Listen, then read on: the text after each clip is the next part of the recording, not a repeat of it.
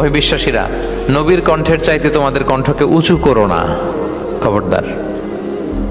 যদি করো, নিজেরা নিজেদের সাথে যেভাবে কথা বলো, নবীর সাথে যদি এভাবে কথা বলো, তাহলে তোমাদের সব আমলগুলোকে বাতিল করে দিবে কে? এই আয়াত নাজিলের একটা প্রেক্ষাপট আছে।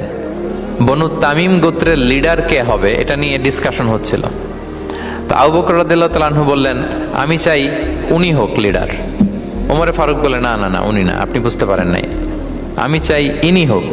আবু বকর বলে, ওমর তুমি ঠিক বলো না, আমি বললে তুমি উল্টাটা বলো, উনি হলে ভালো হয়। ওমরে ফারুক বলে, না না না, উনি না, উনি হলে। এই যে উনি উনি করে দুইজন তর্ক বিতর্ক করতে করতে ওনাদের কণ্ঠটা রাসূল সাল্লাল্লাহু আলাইহি ওয়াসাল্লামের কণ্ঠের চাইতে একটু উঁচু হয়ে গেল, যেটা দেখতে অনেকটা অশোভন ছিল, সুন্দর দেখাচ্ছিল না।